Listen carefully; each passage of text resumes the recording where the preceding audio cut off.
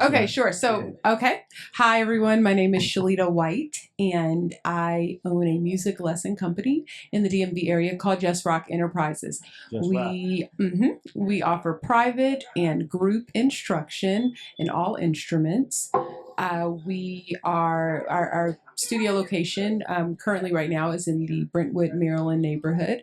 And we also offer space for bands and singer-songwriters to rehearse.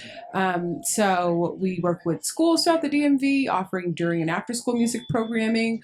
We partner with DPR, Department of Parks and Recreation, senior centers in the DMV, Children's National Hospital, Youth Services Center. I mean, the list goes on. And we love it. We've been doing it for a really long time. Wow. Very good. Very cool. And So let's go into who your father was. Sure. So my dad, his name is Ronald Earl Bonds. Ronald Earl Bonds. Senior. Because my brother is a junior. And he's awesome. Say his name one more time. Say it again. Say well, it here's the thing. I'm actually going to say Earl Bonds because everybody calls him Earl. That's right. So everyone calls him Earl, but his nickname that everybody knows him as is Juice. They always say the juice is loose. The juice is loose. Okay. So my dad's in Houston, Texas. That's where I'm originally from. So my parents are there. Okay. And he's awesome. He's the best daddy ever. I'll see him in a couple of days, Friday to be exact, because we will. So my dad's from Houston. Mom's from New Orleans. They met in Houston, and that's where we all grew up. But I say that because we'll be out in New Orleans this weekend for Mardi Gras, so I'll see him then. Good. Okay. Yeah. That'll do it. That'll make it happen. Throw some beads. So who was Juice, and what Juice do? That impacted your life. Sure. So I mean, he's awesome. My dad was just always just there. I mean, very, very involved with everything, all of our extracurricular activities, anything it was that me, my brother and sister wanted to pursue. He just always figured out a way to show up and make it happen, That's right. And then I think, one of the things that I think imprinted on myself, and I'm sure my siblings, was that he taught us focus and just having some sort of schedule. Now, I'm not like some sort of super meticulous person with that, but like we had our days. Mondays, could have been like bike riding days. Tuesdays were days that whatever our, whether we're playing sports or something, that was a day for that. Wednesdays, boxing. Thursdays, music. Fridays, if he's jamming with his band on the patio, that's what, we were out there just listening because he did have his band and they always had their jam sessions and he still does. Yeah, you'll remember those. Wow. I'm sure you remember a lot. Wow. Yeah. Oh, yeah. Wow. So that really leads us into the next question, the impact watching him grow up and the decisions you made for your business. It kind of so go ahead into that part.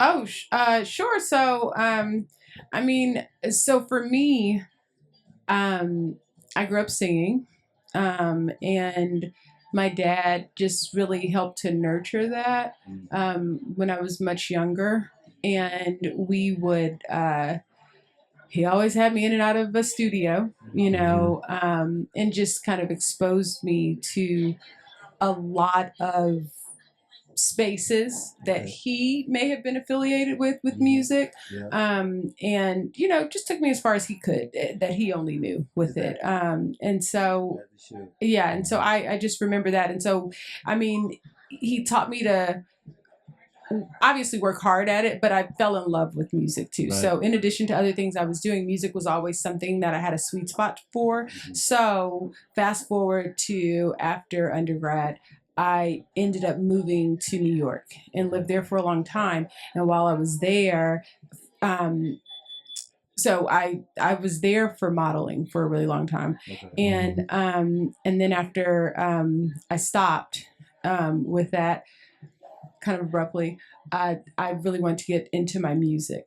And I just thought about everything that my dad had taught me. Like I remember, it wasn't intimidating for me to go DNA. to get into a studio or to start networking and talking to different people to figure out like next moves. So yeah, you're right. He imprinted on me those types of things at a young age, and so yeah, I started just trying to pursue it for myself. But the roadblocks that I found myself getting into were the on the job training that he wasn't able to teach, that I realized, okay, I'm learning certain things and it's cool that my folks taught me one thing, so I'm carrying that torch. I'm carrying the torch for my dad, but like I want to be able to help other people know, like, okay, certain things you need to do, like certain skills or certain etiquette or whatnot whenever you are in these music spaces, especially if you are trying to pursue a career as an independent artist. And so that's what inspired me to start my company, because using that and then the on-the-job training, I was like, I don't want other kiddos to like have to go through some of the things that I went through to get here. I was like, gosh, had I known things several years earlier, then I probably would start here instead of down here. So and the difficulty of being signed, being shelved, being signed as a songwriter or signed as you get so excited, we want to sign you, but we're going to shelf you for about 2 years, so but you're already making money on your own, doing your own residency. You don't need us, but you need the name recognition. Yeah. So it's a lot of, I just remember those moments and things. So can I ask you a quick question? What kind of music was your dad, when you say the band, was he into jazz? I mean, I would say, I guess it's kind of like funk. Maybe. Yeah. My dad sings every song like Al Green. So like nothing happened. Right, but it could be another artist and he's gonna sing the song like Al Green. That's fun. It could be a gospel song and he's gonna sing it like Al Green. That's what's up. Yeah, so we hear Business Wisdom Wednesdays. It's about us coming together to network, like minds, and I also offer rehearsal recording space as well as podcasts for the youth. But actually, I offer it. I have a program called Adult Band Camp, Adult After Work Band Camp. I like that because I know a lot of us parents had to walk away from the music industry, our talents, our dreams, everything, and just be parents because that's bigger than really. I can't, you know what I'm saying? It's big. No, I stopped performing. I stopped doing all that when I became a parent. Because I was like, okay, I can't perform with this big belly on stage and stuff. I felt ridiculous. That was me. That was just me, but the detail that goes along with it. And then everything else, No, I agree. Even the attention. So I started. It's now. I'm literally pulling parents like me and like, hey. You got time? What day after work? When you come, food already gonna be here. Okay. You ain't gotta think about no food. We're gonna have a designated baby. So if somebody if they like you gotta babysit tonight, bring them with you. Somebody designated, they can be upstairs or whatever. And so we can all just pour into each other. All right, who got a song we gotta finish? So we gonna choose you. We choosing your song. I'm playing this, you playing, you know what I'm saying? We gonna finish it. And help each other just finish. Are you doing this right now? Yes. And I'm looking for musicians. I'm looking for adults like us, parents, and say, hey, I got Thursday evening. I get off at such and such. And I call, hey, we all got Thursday evening. We're going to lock in Thursday evening because we all, our work hours, stuff like that or whatever. So it's kind of like I make it a pre-plan and find the right individuals for that day. And we just concentrate that moment. We're not thinking about no albums. We just thinking about completing whatever it is. We all feeling that day. Oh, we like your song. Oh, I like that. We gonna cut it. We gonna cut. Okay, who doing the stack? Like who do the mixing? You know what I'm saying? Little Fruit Loops. Who got the plug? Who got the distribution plug? Because we all we all intertwined. There's that. And who gonna do the administrative publish? Because I'm a publisher as well. I do. I manage publishing, publishing administrative stuff. My kids are also in the music industry. with my daughter's like fourth. She just did a film with the Christmas night before Christmas. Oh yeah, about What's 2 his years name? ago. Kirk Franklin just did it his own little night. That was the last thing she did Okay. with the movie, but they all in like Atlanta and you know, just chasing their dreams. I love it. I just keep businesses going and working just in case they call. Hey man, I'm short on rent. You know what I'm saying? Just like a good dad. Nothing like nothing like. So when you said that, go a little more detail. Like what are you doing to teach the business? Now the talent stuff that's one, but the business. What you doing teaching us in the youth the business? Like where you starting with that? So, I guess I can think about my instructors. They're all much younger. And so maybe perhaps just, you know, them seeing what it's like running the company.